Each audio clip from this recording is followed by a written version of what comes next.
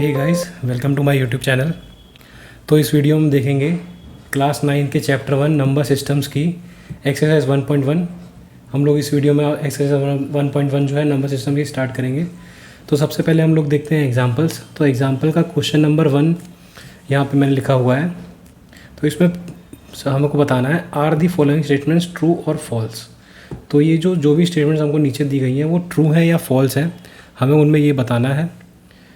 और सबसे पहली स्टेटमेंट हमारे पास है every whole number is a natural number. ये एक स्टेटमेंट है कि जो भी एक होल नंबर है, हर एक होल नंबर एक नेचुरल नंबर होता है। तो हमारे पास आंसर है कि ये फॉल्स होता है, क्योंकि false because whole numbers start from zero but natural numbers start from 1 and go to infinity. जो होल नंबर्स होते हैं वो ज़ीरो से इन्फिनिटी जाते हैं, लेकिन नेचुरल नंबर्स 1 से स्टार्ट होते हैं। तो फिर हर एक होल नंबर जो होता है वो नेचुरल नंबर नहीं होता, क्योंकि ज़ीरो जो है वो होल नंबर्स में इंक्लूडेड नहीं होता। इसीलिए ये जो स्टेटमेंट है वो गलत है।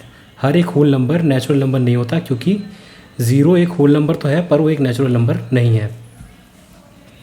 इसी तरह से आगे बढ़ते हैं। सेकेंड यहाँ पे स्टेटमेंट हमको दी है every integer is a rational number. क्या कह रहा है? एवरी इंटीजर, जो भी कोई इंटीजर होता है वो एक रैशनल नंबर भी होता है। तो ये बात ये ट्रू है। True because we can write any integer in the form of p by Q. अब हमको पता है रैशनल नंबर्स वो नंबर्स होते हैं जिनको हम लोग p बाई क्यू की फॉर्म में रिप्रेजेंट कर सकते हैं। तो हम लोग किसी भी इंटीजर को हम लोग रैशनल नंबर के रूप में हम लोग रैशनल नंबर की फॉर्म में उसको रिप्रेजेंट कर सकते हैं। जैसे हमने यहाँ पे एक एग्जांपल ले रखा है 3 का। 3 जो है एक इंटीजर है। इंटीजर्स क्या होते हैं? जो p बाई क्यू की फॉर्म में नहीं होते और या फिर उनमें डेसिमल वैल्यूज़ नहीं होती। तो यहाँ पे हम लोग ने 3 एज अ एग्जांपल ले रखा है कि एक इंटीजर है। अब ये एक इंटीजर है पर हम इसको रैशनल नंबर की फॉर्म में लिख सकते हैं। कैसे? अगर 3 को 3/1 की फॉर्म में लिख दें तो 3 की वैल्यू भी चेंज नहीं होगी, वो 3/1 की वैल्यू 3 ही रहती है और वो p बाई क्यू की फॉर्म में भी है, जिसमें न्यूमिनेटर और डिनोमिनेटर है, इसीलिए ये रैशनल नंबर बन जाएगा। तो इसी तरह से हम लोग किसी भी इंटीजर को एक रैशनल नंबर की तरह रिप्रेजेंट कर सकते हैं, इसीलिए ये जो है स्टेटमेंट ट्रू है। आगे बढ़ते हैं। हमारी ये फर्स्ट क्वेश्चन की जो लास्ट स्टेटमेंट है every rational number is an integer.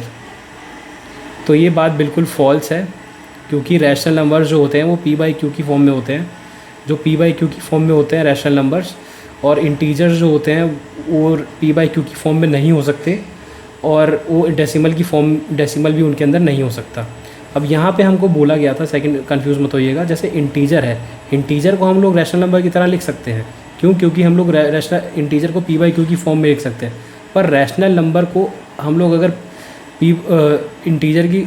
Integer बनाना चाहें तो वो पॉसिबल नहीं है, क्योंकि रैशनल नंबर की फॉर्म जो है यूजुअली p बाई क्यू की फॉर्म में होता है, और p बाई क्यू की फॉर्म में अगर वो 3/5 है तो 3/5 को हम लोग अगर इंटीजर में रिप्रेजेंट करना चाहें एज एन इंटीजर तो हम लोग नहीं कर सकते। इसीलिए यहाँ पे जो रैशनल नंबर है हर एक रैशनल नंबर मतलब कुछ रिप्रेजेंट कर सकते हैं। जैसे 3/1 को अगर हम लोग सिंप्लीफाई करके 3 कर दें तो फिर ये एक इंटीजर की तरह हम लोग रिप्रेजेंट कर सकते हैं, लेकिन एवरी रैशनल नंबर को एज एन इंटीजर हम लोग रिप्रेजेंट नहीं कर सकते। Thank you. तो गाइज़ अब हम सॉल्व करेंगे एग्जाम्पल नंबर 2, और इसमें क्वेश्चन है हमारे पास find 5 rational numbers between 1 and 2। तो हम लोगों को ये रैशनल नंबर्स 1 और 2 के बीच में फाइंड करने हैं। तो ये बहुत सिंपल होता है। हमको सबसे पहले जितने भी नंबर ऑफ रैशनल नंबर जितने भी निकालने हैं हम उसको मान लेंगे n। तो यहाँ पे हमको निकालने हैं 5, तो हमारे n की वैल्यू हो जाएगी 5। n की वैल्यू हम यहाँ पे 5 ले लेंगे, और जब हम लोग रैशनल नंबर निकालेंगे तो इसमें पहला स्टेप यही है, n हम लोग 5 ले लिया, और अब जो है 1 और 2 को हम लोग p बाई क्यू की फॉर्म में लिखेंगे। 1 और 2 को हम लोग p बाई क्यू की जब फॉर्म में लिखेंगे तो 1 को हम लिखेंगे 1/1 और 2 को हम लिखेंगे 2/1। हम इस तरीके से दोनों को लिख देंगे। अब आगे क्या है, जैसे हम लोगों ने n जो है लिया था, तो हम लोग क्या करेंगे, इसको न्यूमरेटर को और डिनोमिनेटर को दोनों को जो हमें निकालना है उनको n+ 1 से जो है मल्टीप्लाई कर देंगे।